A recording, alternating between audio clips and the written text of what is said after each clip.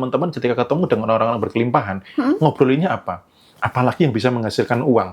Dari mana lagi bisa menghasilkan uang? Apa yang lagi ngetren? Apa yang lagi cuannya lagi tinggi? Apa yang lagi menarik? Mereka akan selalu berbicara itu, berbicara pencapaian dan hasil, maka nggak kaget mereka berkelimpahan. Nah, orang-orang mohon maaf yang masih di level bawah, ya, kesadarannya masih rendah, kan kalau ngobrol itu asik banget, sampai lupa sepanjang hari, nggak membahas tentang kelimpahan. Ya wajar nggak berkelimpahan.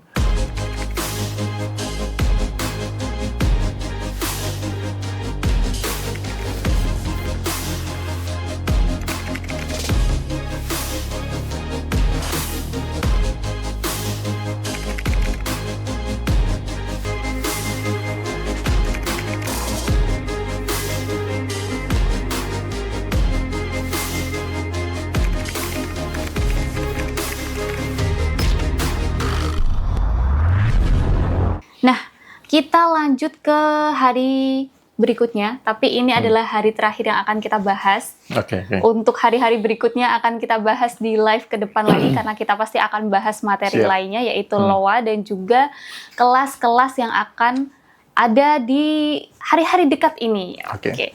Nah, yang terakhir adalah menjaga diri dari kebocoran energi di hari ke-12. Nah, Om Bimo, kita sering banget nih ngejudge orang tanpa sadar gitu. Apakah itu termasuk kebocoran energi? Kadang kan begini-gini, ih itu pacarnya jelek banget ya, padahal mbaknya cantik. Nah, itu apakah termasuk? Jangan-jangan nginjek kodok gitu ya. Ya, itu termasuk kebocoran energi ya, Mas? Iya, jadi hari ke-12 ini simple, sederhana, tapi menggelikan dan menantang dan menggemaskan karena sudah jadi habit gitu loh. Ngelihat sesuatu nggak dikomenin rasanya kayak gatel kan iya, gitu loh. Bener banget. Nah, ternyata ini bisa membuat energi bocor. Ternyata ini bisa membuat dalam kita menggapai kelimpahan atau goals itu terhambat. Analoginya gini. Contoh nih, kita punya energi 1 drum gitu ya, 1 drum misalkan. Nah, energi ini akan mengalir ke arah atensi, ke arah fokus. Maka di sini contoh satu kebocoran energi adalah judgement. Gitu ya, misalkan ngelihat ada kakek-kakek lagi makan di resto sama gadis gitu, lagi suap-suapan, wah jangan-jangan sugar daddy nih gitu. Oh iya, ya. benar. Nah, jangan-jangan sugar daddy nih gitu. Nah, padahal bisa jadi itu kakek neraktir cucunya. Atau misalkan itu sugar daddy, apa kepentingan Anda mengomentari itu atau menjudge itu gitu, walaupun dalam hati gitu.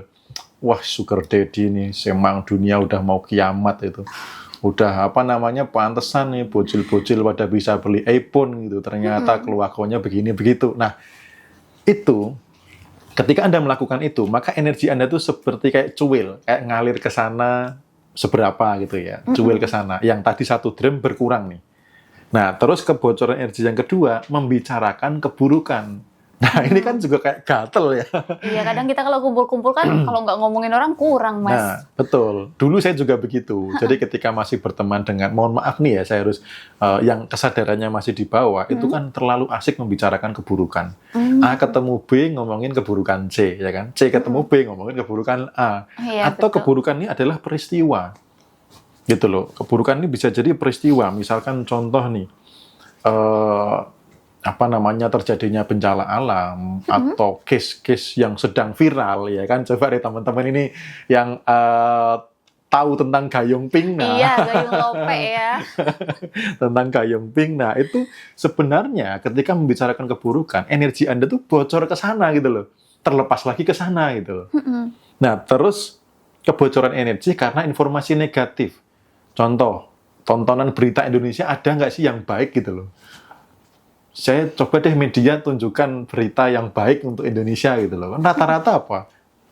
Hal negatif semua. Saya sampai mau ngomong itu agak berat gitu karena semuanya itu hal negatif gitu loh.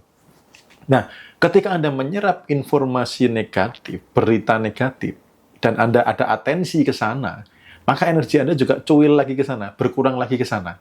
Yang 1 drum tadi udah berkurang sekali, 2 kali, 3 kali. Lalu kemudian berkomentar yang tidak perlu. Ya contoh ya Gayung Ping tadi juga sama, berkomentar, wah ternyata sekarang nggak cukup cantik doang ya, bla bla bla. Apa urusan Anda gitu loh. Atau misalkan gini, wah tabung LPG sekarang susah itu, yang hijau gitu dan lain sebagainya gitu. Nah, Coba deh teman-teman amati orang yang terlalu asik, terlalu seru membicarakan itu. Coba amati. Sorry ya, rata-rata duitnya dikit. Tapi kalau orang-orang berkelimpahan, nggak tertarik membicarakan itu. Serius, saya aja tahu dari orang lain gitu. Kamu tahu Gayung Pink nggak tahu. Coba deh search di TikTok gitu kan, kepo kan gitu, pengen tahu sesekali lah ya. Oh, gini doang gitu ya. Maksudnya setelah itu bukan asik membicarakan itu. Maka coba deh teman-teman ya, amati ya. Orang-orang yang membiasakan membicarakan keburukan, komentar yang tidak perlu, judgement ya, terlalu serius membahas hal-hal yang tidak penting, biasanya hidupnya tidak berkelimpahan. Ya, contoh di sebuah desa yang saya paham betul, setiap hari dilakukannya itu apa? Ngomongin tetangganya, ngomongin keburukan, ngomongin tetangganya, nggak pernah ngomongin kekayaan. Gimana mau kaya coba? Ayo. Gimana mau kaya coba? Yang belum tahu Gayung Pink nggak usah di-searching ya. Nggak penting, itu nggak penting. Searchingnya Mas Bimo, buku Ripen gitu aja. Ya, itu nggak usah kepo-kepo. Ya. Nah, maka dari itu, tadi nyambung lagi ke energi. Kita dikasih 1 gram energi. Berapa kali dalam sehari kita membicarakan keburukan? Cuil lagi kan, cuil lagi, berkurang lagi, bocor lagi. Akhirnya apa? Akhirnya energi yang untuk narik kelimpahan berkurang. Yang awalnya punya goal 1 miliar, mau ditarik dengan energi 1 dream ini, tinggal mungkin 1/8-nya, maka 1 miliar nggak kecapai. Jadi bab hari ke-12 ini sebenarnya seru sih, dan ini akan dialami oleh teman-teman yang ikut kelas online tuh hari besok, karena besok tanggal 12 ya. Jadi teman-teman yang saat ini ada di kelas online ya, siap-siap besok itu ada praktek hal yang sepele, tapi menggelikan dan menantang gitu. Nanti mungkin sepanjang hari aku kok ngomong gitu kan, aduh bocor energiku gitu. Terus ngeliat berita, aduh kok aku ngeliat berita negatif ya gitu. Terus, aduh kok ada Gayung Pink lagi ya. Ada Gayung hijau, Gayung biru gitu. Jadi memang di hari ke-12 ini latihannya tidak hanya cukup di hari ke-12. Tapi teman-teman jalankan sepanjang hidup selama Anda masih punya goals. Jangan izinkan, jangan biarkan energi Anda lompat cuil ke sana kemari, pecah ke sana kemari, sehingga goals utama dalam kehidupan tidak bisa tercapai. Energinya jadi lemah untuk mencapai goals yang sesungguhnya. Itu.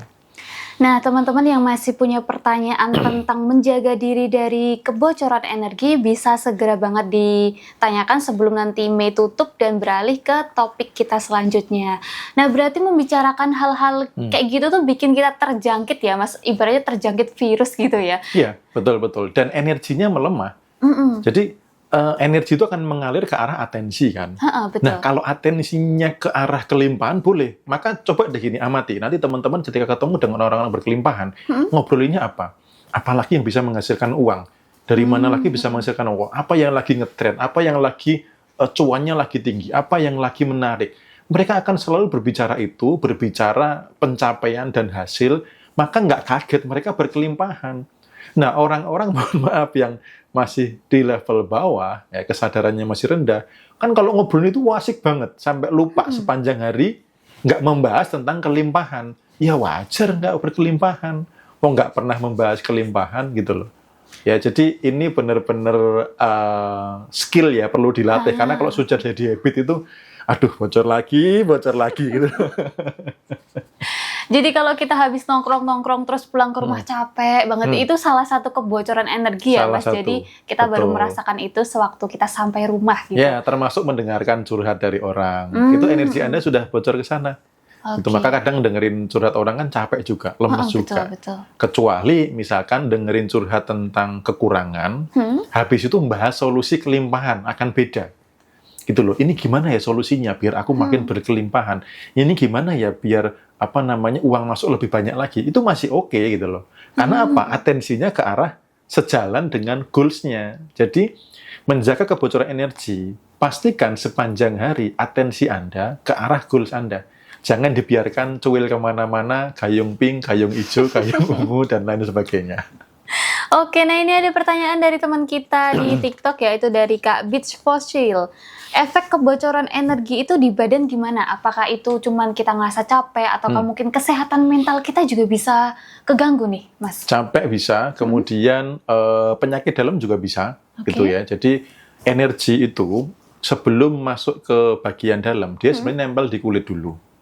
Gitu. Makanya salah satu praktek buku Repaint yang menghadiahi diri itu kan saya menyarankan untuk urut, untuk pijit. Supaya apa? Supaya energi negatif yang nempel di kulit di tubuh ini bersih. Atau teman-teman bisa mandi garam untuk membereskan energi-energi negatif gitu. Karena ini numpuk gitu. Atau misalkan gini, pernah nggak dari luar yang punya anak kecil terutama, Anda membawa energi negatif, habis dicurhati orang, habis ada orang atau apa, anak Anda tiba-tiba rewel. Ini hubungannya dengan energi gitu. Maka mandi, bersih-bersih, terus kemudian pijat, itu salah satu treatment supaya kenapa kalau habis pijat kok rasanya rileks, rasanya seger gitu ya. Betul. Walaupun kayaknya lemes capek, tapi setelah bangun itu jadi fit kembali gitu. Karena apa? Betul. Energi negatifnya dirontokkan gitu. Oke, ngomong-ngomong soal curhat tadi, kita dengerin orang curhat itu, kita juga bisa capek gitu ya, Mas. Apakah kebocoran energi kita itu menambah energi mereka? Kadang kan kita kalau setelah curhat nih, jadi enakan ya perasaannya gitu. Iya, karena ada pertukaran energi. Gitu kan. Ibaratnya gini, kita punya rumah, rumahnya banyak sampah. Habis itu kita buang sampahnya nih ke tempat sampah. Nah, orang yang yang dicurhati ini adalah tempat sampahnya. Kan dia jadi senep. Iya, Nah, yang curhat ini yang buang sampah. Maka setelah sampah dibereskan di rumah, apa? Jadinya apa? Plong. Selalu ada pertukaran energi gitu. Makanya kalau ada orang curhat gitu ya, yang curhat itu lega, plong. Wah, ini ketemu Mai itu enak banget ya, bisa menceritakan semuanya lega gitu. Tapi Mai sampai di rumah, aduh, badan bisa pegel-pegel ya, bisa tiba-tiba migrain dan lain sebagainya. Itulah energi, dia akan mengalir ke arah atensi. Yang awalnya kita happy, kita enjoy, begitu denger kabar orang lain yang buruk dan dia hanya untuk buang sampah ya. Beda kalau dia mau bertumbuh, itu beda loh ya teman-teman ya. Kalau hanya mau mencurahkan kekesalan, mencurahkan hal negatif, ya energinya akan masuk gitu loh. Nah, terjadi pertukaran energi kamu yang awalnya tenang, damai, santai itu jadi masuk ke sana. Jadi, kapan ya ketemu Mel lagi pengen curhat gitu.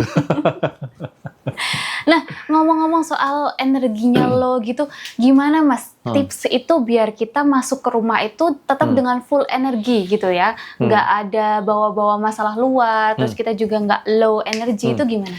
Nanti prakteknya di kelas offline ini saya ajarin, karena ini kan perlu praktek ya, jadi tidak hanya pengetahuan. Kalau secara pengetahuan teman-teman bisa cuci tangan, cuci kaki, bisa mandi air garam jauh lebih bagus lagi.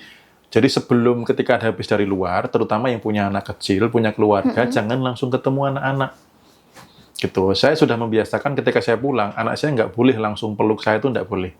Ayah baru datang, biarkan ayah bersih-bersih dulu. Jadi saya langsung ke toilet, bersih-bersih, atau kalau habis dapat konsultasi, saya pasti mandi, bersih-bersih, baru ketika merasa lebih rileks, lebih tenang, baru ketemu keluarga. Kayak gitu. Nanti cara simpel sederhananya, prakteknya gimana, secara non-verbal itu bagaimana saya akan ajarkan di kelas offline nanti. Gitu. Bisa di-spill nggak nih kelasnya? Ini Mas Bimo dulu yang nyepil. Ini bisa sekalian di-spill aja deh ya. Kita infokan kelas offline dan online Mas Bimo. Silahkan Mas. Jadi yang kelas offline itu lebih praktek tentang energi sih gitu. Bagaimana membereskan energi yang menghambat kelimpahan, simpelnya itu. Lalu bagaimana menarik kelimpahan, termasuk nanti ngobrol dengan uang, kita berdetail di sana karena banyak sekali teman-teman yang punya testimoni luar biasa dari ngobrol dengan uang gitu. Maka besok ayo kita proses beresin energinya. Mungkin teman-teman akan, dia ngobrol sama uang kok bisa ya dapat, kok saya enggak ya. Nah, itu gimana prosesnya, nanti kita bisa bareng-bareng berproses di kelas offline. Karena ada beberapa praktek yang bukan hanya sekedar teori yang perlu kita praktekkan langsung di sana. Gitu.